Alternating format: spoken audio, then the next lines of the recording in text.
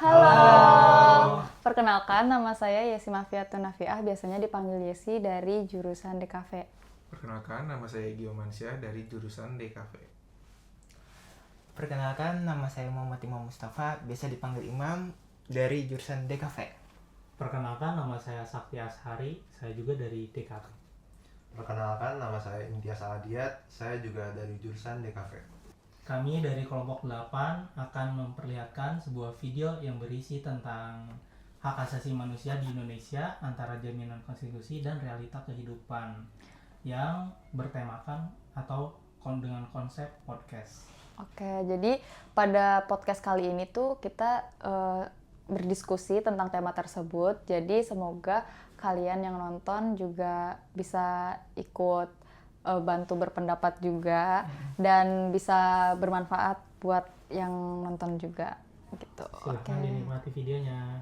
Bye-bye. Bye-bye. Halo semuanya, selamat datang di podcast kami. Nah, pada kesempatan kali ini kita akan ngebahas tentang sebuah topik yang sangat dekat dengan kehidupan kita sehari-hari, yaitu tentang hak asasi manusia di Indonesia antara jaminan konstitusi dan realita kehidupan. Nah, mungkin selama ini kita sering mendengar istilah tentang HAM ya di kehidupan kita sehari-hari, apalagi terus di berita-berita biasanya. Namun, apakah kita benar-benar memahami apa itu HAM? Walaupun kita udah sering ngedengar gitu ya. Apakah kita sendiri itu juga termasuk orang yang paham apa itu HAM gitu ya? Kalau ngomongin tentang HAM di Indonesia gitu. Terlebih lagi Indonesia tuh termasuk negara hukum ya gitu. Nah, HAM ini juga ada di dalam hukum tersebut gitu. Tapi kenapa sampai saat ini itu masih banyak terjadi pelanggaran HAM? Tanda tanya. Nah, pertanyaan-pertanyaan tersebut itu yang akan kita bahas bersama di kelompok kami. Sebelum kita masuk lebih jauh ngebahas tentang apa itu HAM, mungkin kita mulai dari pertanyaan yang mendasar dulu ya. Kayak sebenarnya apa sih yang dimaksud dengan HAM gitu? Kayak yang kita tahu HAM itu kepanjangan dari hak asasi manusia, tapi sebenarnya nggak semendasar itu sih, bener nggak? Gitu. Jadi kita bakalan bahas apa itu HAM dan gimana terutama di kehidupan kita sehari-hari, refleksinya dan juga keterkaitannya dengan hukum di Indonesia mengenai HAM dalam kehidupan kita sehari-hari. Oke. Nah, sekarang kita akan mulai membahas tentang HAM lebih lanjut. Nah, mengenai HAM sendiri itu apa sih sebenarnya, Sakti? Nah, artinya setiap orang berhak memperoleh perlakuan yang adil. Begitu pula memiliki kebebasan berpendapat ketika dia ingin menyuarakan suaranya, entah itu kepada pemerintah ataupun hal lainnya, dan juga mendapatkan pendidikan, memperoleh pelayanan kesehatan, hingga hidup dengan rasa aman di negara yang dia tempati. Lalu yang perlu kita pahami juga, hak asasi manusia bukanlah hak yang diberikan oleh negara. Nah, yang perlu dipahami, hak asasi manusia bukanlah hak yang diberikan oleh negara, namun negara hanya memiliki kewajiban untuk mengakui, menghormati, melindungi, dan memenuhi hak-hak tersebut untuk masyarakat.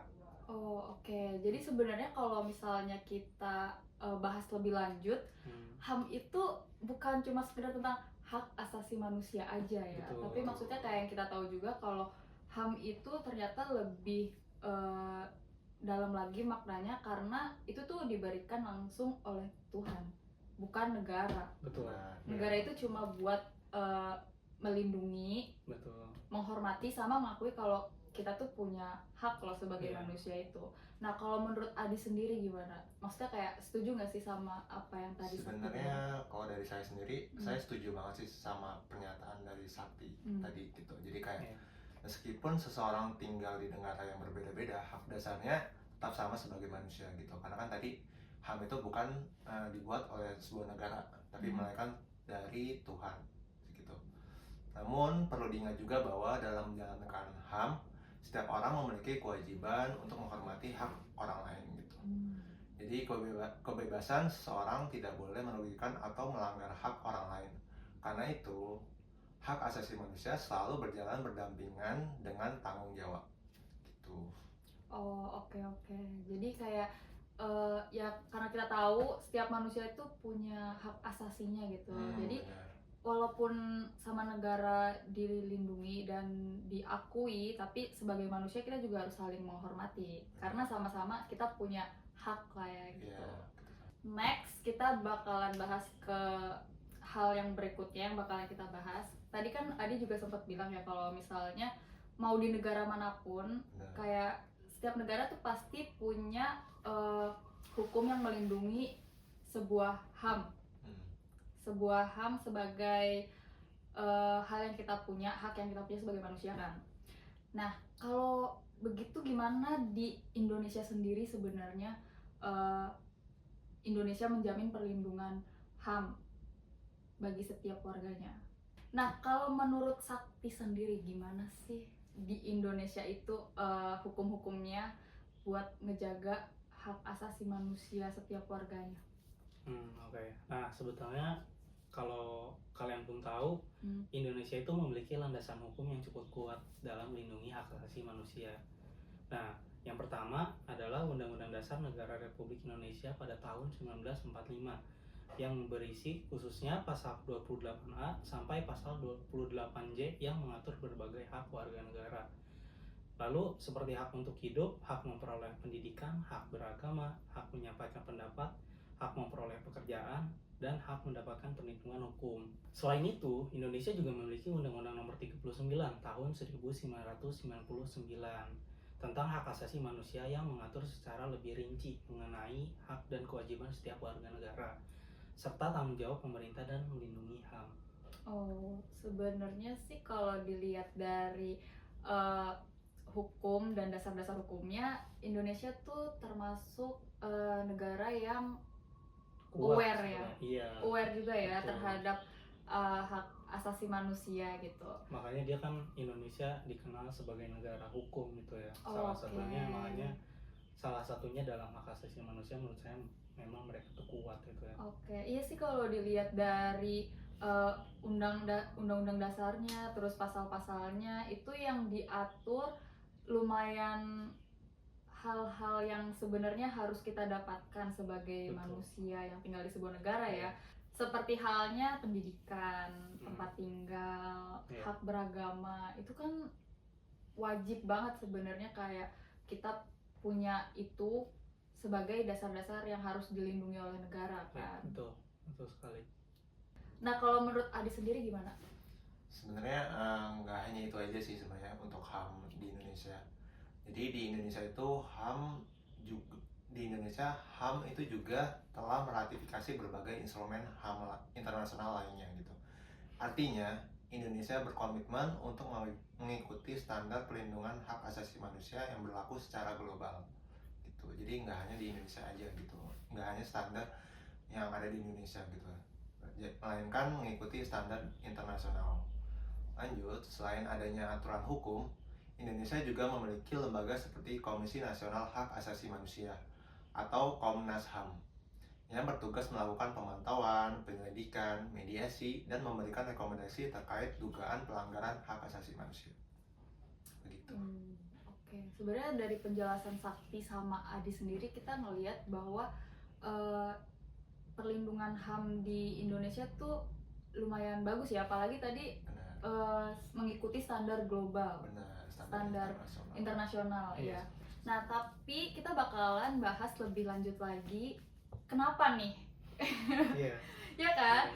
Kalau kita dengar dari penjelasan Adi sama Sakti tadi tuh, wow, kayak keren banget nih Indonesia gitu kan, bisa punya dasar-dasar untuk melindungi HAM yang diatur dalam undang-undangnya gitu. Tapi kenapa nih masih banyak pelanggaran HAM? Nah, itu kita bakalan bahas lebih jauh lagi sama Adi dan Sakti.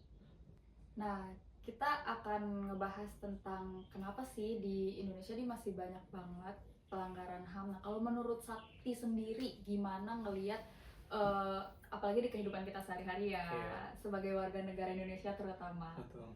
Gimana sih ngelihat pelanggaran-pelanggaran HAM yang cukup marak di Indonesia saat ini gitu? Oke, sebetulnya ini menjadi pertanyaan yang cukup penting ya, Oh, iya. karena sebetulnya kalau kita lihat sekarang di zaman media sosial kita udah benar-benar lihat gitu ya, kalau pelanggaran-pelanggaran hak asasi manusia tuh bisa mudah terekspos dan kita dengan cepat dapat mendapatkan informasi tersebut gitu ya. Nah, pada dasarnya tuh keberadaan aturan hukum belum tentu menjamin bahwa pelaksanaannya berjalan sempurna. Nah, masih terdapat berbagai faktor yang menyebabkan pelanggaran hak asasi manusia. Di antaranya itu seperti penyalahgunaan kekuasaan, lemahnya penegakan hukum, lalu ada diskriminasi, kurangnya kesadaran masyarakat terhadap hak dan kewajibannya, dan juga hingga rendahnya pemahaman mengenai nilai-nilai hak asasi manusia yang ada di Indonesia. Jadi memang tidak kebetulan sih sebetulnya ya. Memang di Indonesia tuh yang menjadi permasalahannya itu orang-orang juga masih kurang dalam memahami bagaimana nilai-nilai hak asasi manusia tersebut. Gitu. Sebenarnya nggak hanya itu juga sih, karena menurut saya perkembangan teknologi juga jadi sebagai tantangan baru lah kalau di dunia sekarang ini. Jadi kayak saat ini kayak pelanggaran hak asasi manusia nggak hanya terjadi secara fisik aja, bahkan mungkin juga bisa melalui media digital seperti sosmed, sosial media, Facebook, Instagram, ataupun sosmed-sosmed yang lainnya gitu. Misalnya kayak ujaran kebencian, perundungan secara daring atau bullying secara daring juga gitu, atau cyberbullying bisa dibilang seperti itu. Jadi kayak penyebaran data tanpa izin hingga diskriminasi melalui media sosial itu sekarang udah mulai banyak dilakukan oleh orang-orang yang bisa dibilang sebagai haters gitu ya kalau di sosial media gitu. Jadi karena itu perlindungan HAM saat ini mampu menyesuaikan diri dengan perkembangan zaman yang sekarang ini. Seperti itu. Sebenarnya kalau misalnya kita bisa tahu ya nilai kita, terus tahu kewajiban dan hak kita, kan kita tahu kalau manusia kita nih, kita manusia itu punya hak, tapi kita juga punya kewajiban dong. Betul. Pasti nggak ada hak kalau nggak ada kewajiban, ya nggak sih? Betul. Nah, karena kita udah tahu hak kita, maka kita harus tahu kewajiban kita tuh apa. Contohnya ya kita memang manusia tuh punya HAM yang dimana kita bisa bebas berpendapat. Betul. Tapi kita juga, maksudnya kita juga harus tahu gitu batasannya kita tuh berpendapat sampai mana, ya nggak sih? Dan cara bagaimana kita menyampaikannya juga Nah itu ada ya, cara. apalagi maksudnya kita tuh tinggal di sebuah negara yang punya hukum. Betul. Bener gak? Iya. Iya, dan maksudnya negara juga mengatur tentang itu. Jadi makanya harusnya kita bisa lebih bijak dan saling menghargai sebenarnya. Walaupun kita punya HAM, tapi kita harus saling menghargai dan saling toleransi. Kita tahu lah batasannya Iya, bagaimana bener cara sih. untuk menyampaikannya, bukan hanya karena kita memiliki kebebasan berpendapat sehingga kita semena-mena dalam melakukan hal tersebut gitu, tanpa memiliki aturan untuk melakukan hal tersebut. Iya, benar-benar. Nah, oke, kita akan bahas lebih lanjut lagi nih. Tadi tuh kayaknya ya udah mulai panas-panas pembahasannya gitu. Maksudnya mungkin teman-teman juga pasti jadi udah lebih ngerti ya apa itu HAM dan apa aja yang negara lindungi, negara hormati tentang HAM gitu loh. Tapi permasalahannya nih, contoh kasusnya yang di Indonesia nih, kira-kira apa sih contoh kasus yang masih terjadi di Indonesia tentang pelanggaran HAM, terutama di kehidupan kita sehari-hari ya. Nah ya, apa tuh? Oke, jadi di Indonesia sendiri pun banyak banget ya, kayak banyak kasus-kasus yang istilahnya viral dan sebagainya di sosial media gitu. Bahkan banyak banget masyarakat jadi tahu mengenai pelanggaran HAM itu sendiri gitu. Jadi dari tahun-tahun kemarin atau tahun-tahun yang baru-baru ini ada, pasti di setiap tahun pasti ada gitu, ada pelanggaran HAM gitu. Sebagai contoh, terdapat berbagai kasus pelanggaran HAM yang berat yang hingga kini masih menjadi perhatian publik gitu. dan mungkin juga masih banyak viral di sosial media gitu. Nah, maka dari itu kasus pelanggaran HAM yang berat seperti ini itu masih didorong gitu penyelesaiannya melalui mekanisme hukum dan kebijakan dari negara itu sendiri gitu, terutama di Indonesia. Selain itu juga masih ditemukan kasus-kasus diskriminasi terhadap kelompok-kelompok tertentu, hingga kekerasan dalam rumah tangga, kekerasan terhadap anak, hingga perundungan di lingkungan pendidikan seperti di sekolah gitu. Jadi masih banyak banget kasus-kasus yang berkaitan dengan hak asasi manusia itu sendiri gitu. Di era di sosmed atau di era digital sendiri itu juga banyak banget kasus-kasus mengenai HAM. Jadi kayak bisa dibilang kasus-kasus penyebaran data pribadi tanpa izin itu juga termasuk, ujaran kebencian dan perundungan di media sosial juga semakin sering terjadi gitu. Maka dari itu mungkin bisa dibilang di sosmed itu karena kan kita bebas berpendapat gitu, jadi banyak orang yang sekiranya melakukan lebih mudah melakukan perundungan atau bullying itu lewat sosmed gitu. Apalagi pakai ini ya, pakai second account gitu, Benar, akun-akun yang private, bodong gitu akun ya. bodong dan sebagainya gitu. Jadi kayak makin mudah melakukan bullying dan sebagainya, hal-hal yang tidak baik lah. Jadi hal-hal tersebut menunjukkan bahwa pelanggaran HAM tidak selalu berupa tindakan kekerasan gitu. Jadi nggak hanya melalui fisik, tapi juga bisa dari kata-kata yang tidak baik di sosial media gitu. Dan itu tuh justru dampaknya lebih dalam nggak sih dibanding Benar. fisik. Kalau fisik tuh mungkin kayak kelihatan gitu ya, kelihatan bekas-bekasnya kalau misalnya habis dipukulin atau dilakuin kekerasan gitu. Tapi kalau misalnya secara digital, pertama kita nggak tahu yang ngebully kita tuh siapa orangnya, karena dia Betul. sembunyi di balik akun palsunya. Iya. Dan kata-kata yang dia keluarin tuh justru lebih masuk Lebih dalam ke mental Iya, kita benar, ya, dan mental. itu yang bikin kita jadi kelihatan di luar baik-baik aja, tapi di dalam tuh dampaknya besar banget. Bener nggak sih? Iya. Itu sangat mental sih. Iya, Dan bener. bahkan membahas tentang mental, ternyata saya juga baru tahu kalau misalkan mental itu memiliki umur gitu ya. Jadi kayak kalau kalian tahu, jadi kayak kasus terakhir yang terjadi pada David Ozora itu dia tuh mundur kurang lebih 8 tahun umurnya. Oh iya. Secara mental. Iya. Jadi walaupun dia umurnya sekarang 20 tahun misalkan ya, tapi umur pada mentalnya tuh 12 dia tahun jadi gitu. iya. Jadi karena kecil ya. Iya. Dan itu tuh sebetulnya sangat bermasalah dan tidak baik gitu ya untuk terjadi kayak gitu tuh. Nah, kasus itu sendiri tuh karena apa? Karena perundungan secara digital juga gitu, head comment atau Mungkin kasusnya kalau David Ozora agak berbeda ya. Tidak secara head comment, namun dia terkena masalah secara langsung gitu ya. Iya. bullying berarti. Iya, kasusnya Secara termasuk fisik. bullying secara fisik. Namun ini yang dipermasalahkan kalau masalah soal mental gitu ya. Ternyata kita baru tahu juga itu tuh memiliki umur gitu, dan itu tuh sangat bermasalah. Nah, kita harus aware sih. Iya, benar. Sebagai sesama manusia sih, penting banget harus aware sama kita punya hak, sama-sama punya hak gitu ya. Betul. Harus saling menghargai, itu pentingnya sih di situ ya. Iya, benar. Saya juga baru tahu sih kalau misalnya ternyata mental tuh punya umur, terus kayak Iya, bullying itu ngaruh banget. betul.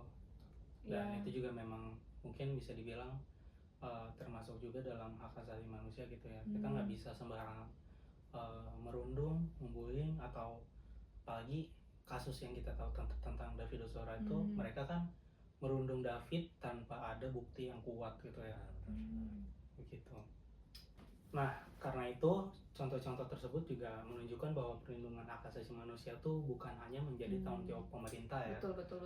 Ya, masyarakat juga memiliki peran penting untuk menghormati hak orang lain, juga melaporkan apabila terjadi pelanggaran, dan membangun budaya saling menghargai antara sesama. Iya, betul banget. Apalagi kasus tadi yang sempat Adi mention di awal deh, soal tentang penyebaran data pribadi.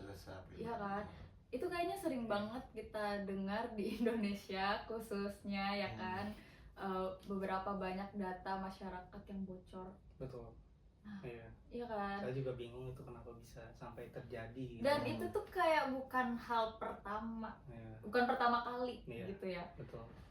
Wah, itu nanti kita bakal bahas gimana lebih lanjutnya. Benar? Benar. Benar. Nah, tadi kan kita udah sempat bahas tentang contoh kasusnya nih ya. Iya. Dan dasar-dasar perlindungan HAM di Indonesia itu apa aja kita udah tahu. Iya. Benar. Nah, setelah kita bahas, walaupun Indonesia tuh melindungi HAM kita ya, hak kita, tapi kasusnya tuh masih sangat banyak banget tentang pelanggaran HAM di Indonesia, walaupun udah ada yang ngatur nih Iya. hukumnya.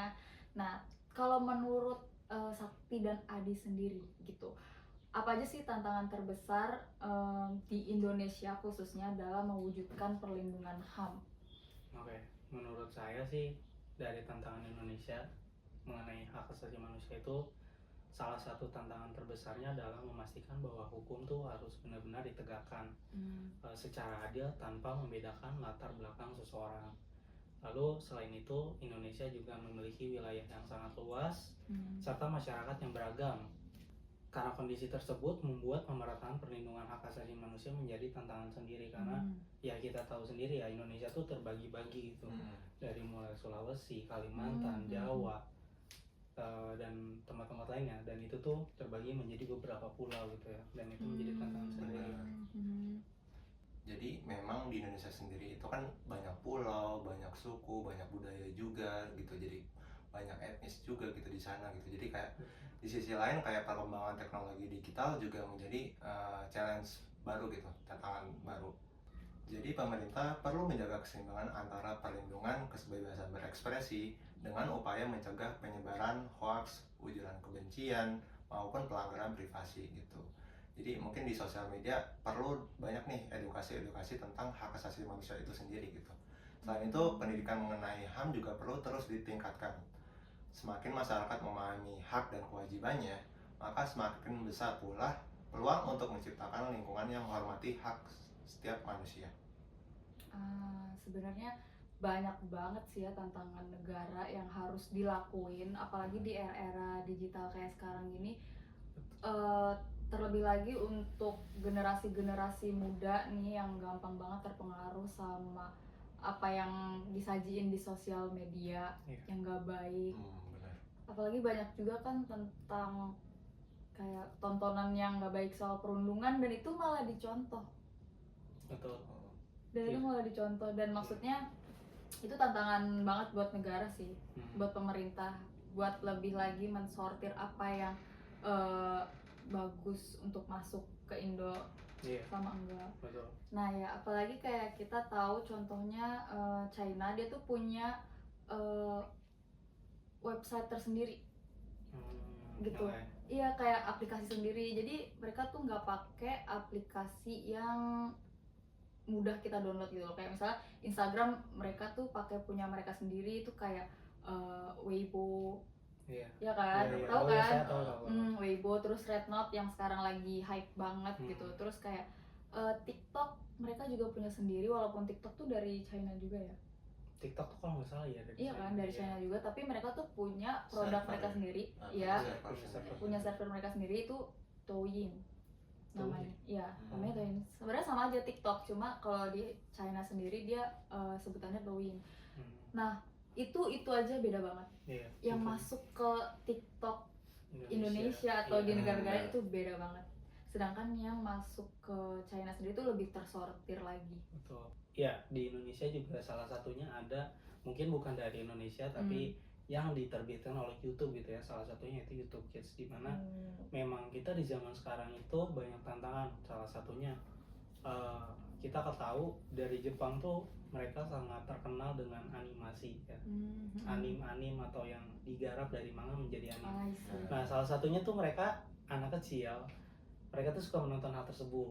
Namun jika tontonannya salah, bahwa sepertinya kayak banyak anim-anim yang melakukan perundungan, Mungkin di sisi lain di anime tersebut tuh tidak fokus kepada itu, cuma karena mereka masih kecil itu menjadi masalah gitu ya bagi anak kecil. Nah, salah satunya kalau yang saya lakuin ya sekarang, karena Indonesia belum memiliki teknologi secanggih China ya, saya menggunakan Family Link yang dimana Family Link ini tuh berfungsi untuk menjadi saya tuh kayak sebagai keluarga atau kepala keluarga dari gitu ya? dari akun-akun yang ada di bawah. Nah, kebetulan saya punya akun dari keponakan saya gitu. Jadi seperti TikTok, jadi bisa Facebook, pantau gitu ya? dibatasi bahkan. Jadi ketika dia coba download, itu tuh mereka nggak bisa download karena saya blokir untuk mereka tidak untuk coba download aplikasi tersebut. Jadi mereka atau keponakan saya itu benar-benar dibatasi gitu. Dia dia bisa download apa aja dan yang kayak gimana untuk menghindari hal-hal buruk gitu ya di zaman sekarang. Nah, ini penting banget sih. Ini salah satu hal penting yang mungkin harusnya semua orang tua tahu ya. Iya, betul. Iya sih? Betul sekali. Iya kan? Soalnya kalau kita mau nyuruh pemerintah Ya, agak susah ya. agak nggak tahu ya. Iya. Harusnya sih bisa lebih mudah Bisa ya. lebih aware lagi lah ya kalau pemerintah misalnya untuk hal tersebut. iya, Jangan benar sampai banget. kita bahkan berarti kan intinya Family Link itu tahu karena kita mencari tahu, bukan diberikan atau diedukasi oleh pemerintah sendiri gitu ya. Iya. Nah, itu bisa jadi ibarat inovasi baru ya, kayak ide baru lah buat pemerintah supaya gimana sih caranya biar mereka juga bisa membatasi apa yang boleh masuk ke Indonesia, terlebih lagi yang konsumsinya tuh buat anak-anak. Iya, Karena gimana betul. pun kita tuh bakalan tua, Iya. bener gak sih? Iya. Dan penerusnya tuh pasti yang anak-anak muda sekarang gitu. Kalau misalnya kita nggak bisa ngejaga itu, nggak tahu sih nanti kedepannya bakal kayak gimana. Oke, kayaknya udah panjang banget sih pembahasan kita. Maksudnya kayak sebenarnya masih banyak hal-hal yang masih kita bisa bahas kan. Iya, betul. Tapi kayak kita akan lanjut lagi. Nanti kita bakalan tetap bahas kelanjutannya tuh kayak gimana. Iya. Oke. Nah, kita udah ada di penghujung dari diskusi kita nih kali ini. Ini bakalan seru banget sih ya. Soalnya udah biasanya yang akhir-akhir tuh seru banget. Kalau menurut kalian nih, gimana hak asasi manusia di Indonesia ini? Apakah udah benar-benar terlindungi? Kalau dari pembahasan kita tuh kayak meyakinkan banget ya nggak sih? Ya. Tapi kalau menurut kalian nih, kita lihat secara langsung di real life ya. Iya. Gimana sih hak asasi manusia di Indonesia ini? Apakah udah benar-benar terlindungi? Saya dulu. Hah? Saya dulu berarti ya. Iya, Oke. iya, Sakti dulu deh. Oke. Kalau dilihat dari sisi regulasi ya, Indonesia tuh sebenarnya sudah memiliki landasan hukum yang cukup Betul, kuat betul. gitu ya. Konstitusi, berbagai undang-undang, serta keberadaan lembaga seperti Komnas HAM juga menunjukkan bahwa negara memiliki komitmen untuk melindungi hak asasi manusia. Gitu. Nah, Boleh kalau menurut lanjut Adi, ya, Ya. menurut Adi gimana? Kalau menurut saya mungkin kalau dilihat realita di lapangannya ya, itu kayak masih banyak tantangan yang perlu diselesaikan gitu. Jadi tadi kan udah landasannya udah cukup kuat ya di Indonesia, bahkan kuat gitu di Indonesia gitu sendiri. Tapi kalau misalnya realita di lapangannya masih banyak gitu, PR-nya masih banyak gitu. Jadi kayak masih adanya diskriminasi Jadi masih banyak adanya diskriminasi, kekerasan, penyalahgunaan wewenang, hingga berbagai pelanggaran di ruang digital atau di sosmed gitu. Jadi dalam contoh-contoh yang tadi itu menunjukkan bahwa perlindungan HAM belum sepenuhnya optimal di negara Indonesia. Ada Jadi- yang bilang tuh ini hukumnya tuh tajam ke bawah tapi tumpul ke atas. Ya. Nah, itu tuh sebenarnya pembahasan ini cukup menarik ya, menarik ya. Kira-kira mau kita bahas gak guys? Menurut pandangan kita aja sih ini sebenarnya, ya kan? Maksudnya kita juga bakal ngajak kalian yang nonton tuh buat ikut berpendapat juga mengenai HAM ini, karena gimana pun tuh kita punya hak loh sebagai manusia. Iya, Bener gak? Betul. Bener kan? Dan kasus-kasus di Indonesia itu sebenarnya kalau misalnya dibilang dari contoh kasus yang tadi udah kita diskusiin, itu bahkan ada yang lebih sangat-sangat tidak manusiawi ya. Iya. Maksudnya ya kita udah tahu ya soal kasus-kasus korupsi yang sekarang itu benar-benar dibuka banget. Iya kan? Iya. Dibuka banget sampai ada tumpukan uangnya tapi nggak tahu siapa yang melakukan Oke, itu, iya. yang melakukan itu. Kenapa harus disembunyikan ya? Hanya dikambing hitamkan satu orang saja. Aduh, bisa seperti Itu biasanya selalu terjadi ya. iya gitu. Kita masih ada di tahap pertanyaan gitu, kayak kenapa mereka nih para pelaku harus disensor gitu. Ibarat kita nggak tahu gitu. Memang kita nggak punya hak untuk tahu. Harusnya kita punya dong. Iya. Harusnya kita punya Kita nggak harusnya sih? punya, betul. Kayak gimana pun yang mereka korupsi itu sebenarnya ya uang kita. Hak kita juga. Hak kita gitu. juga. Iya. Itu uangnya tuh bisa dikembangkan ke berbagai banyak hal, terutama Dialokasikan lah ya. ya terutama hak-hak kita sebagai warga negara soal pendidikan, tempat tinggal. Iya. Nah itu tuh bisa banyak banget membantu masyarakat, terutama warga negara Indonesia ya gitu. Iya. Betul. Nah itu salah satu mungkin bisa dibilang betul ya soal tentang hukum di Indonesia tuh tumpul ke atas tapi tajam ke bawah.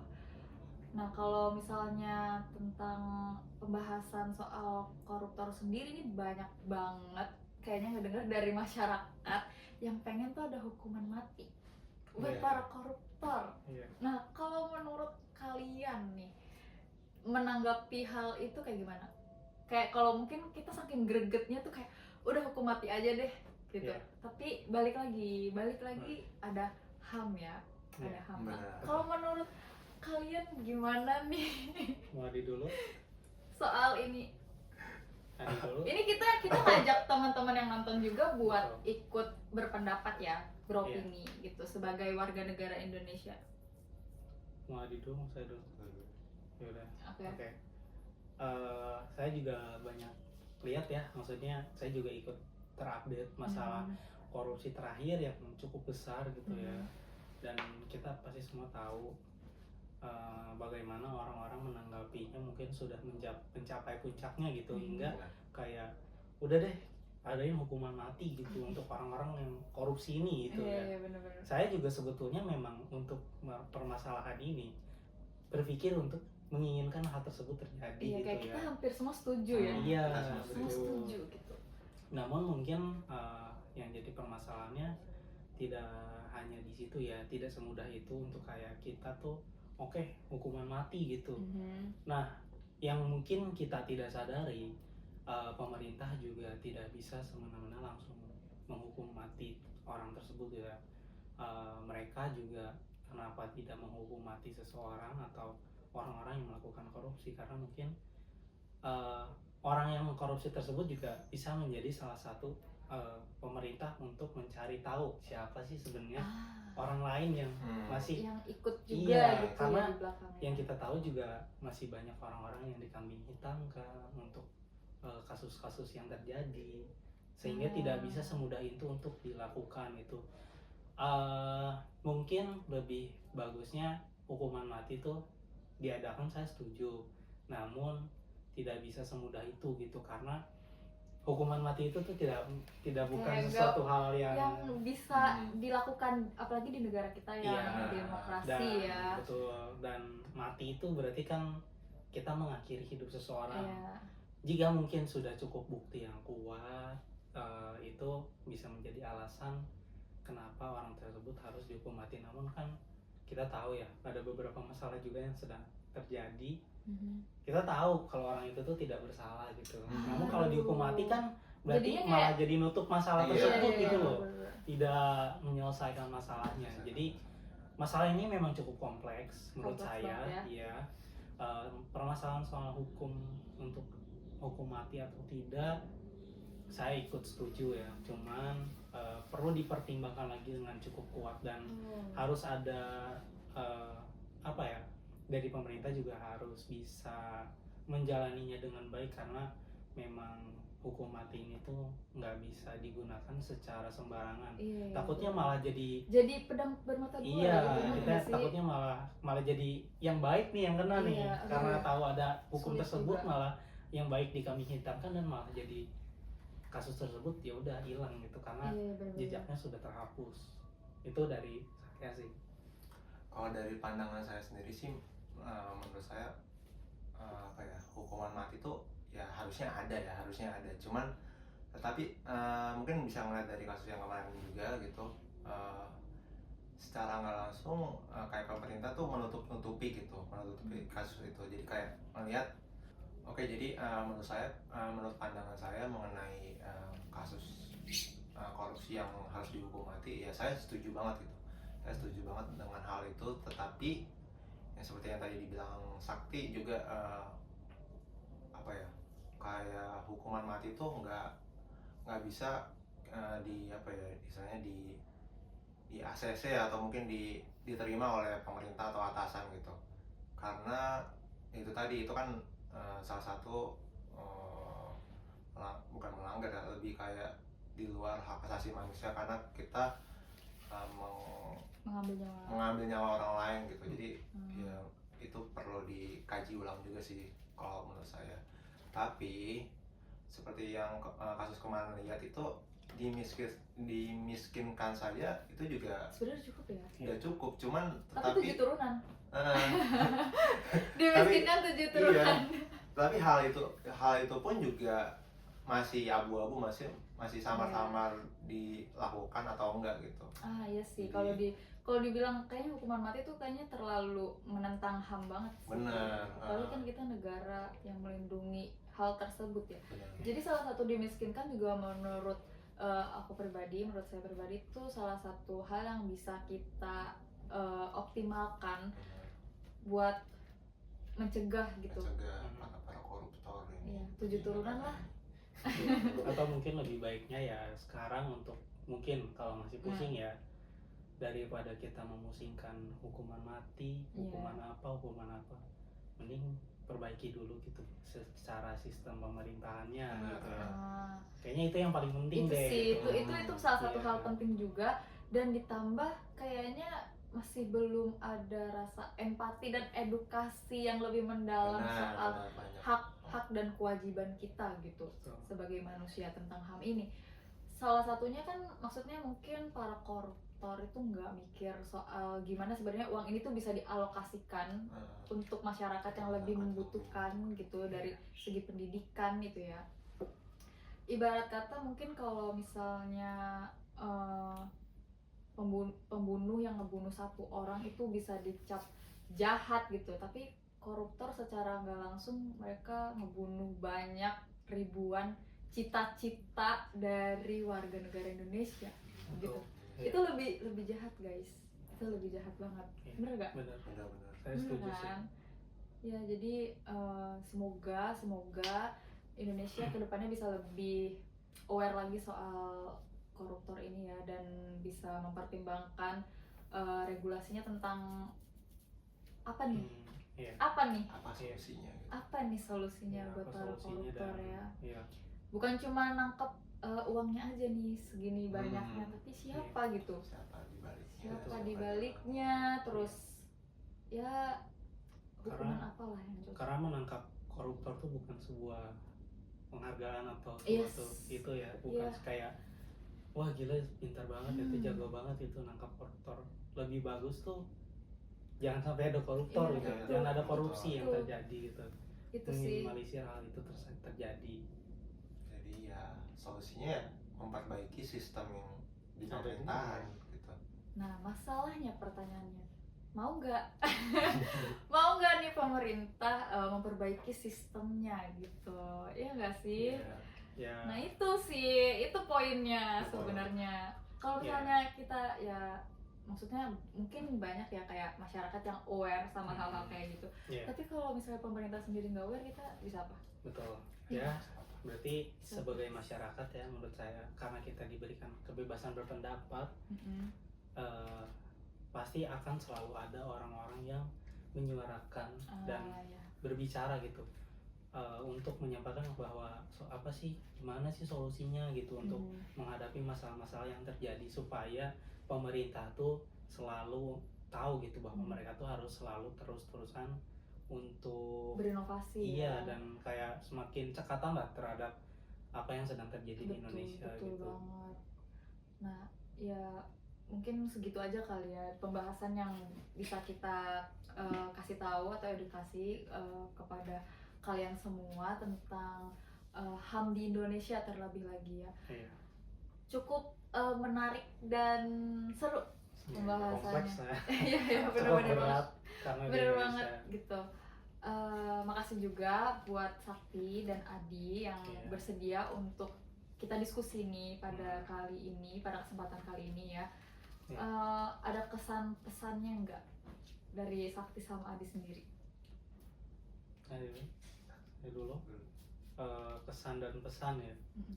Mungkin saya lebih pengen ngasih tahu ke masyarakat ya, kayak kita tuh harus selalu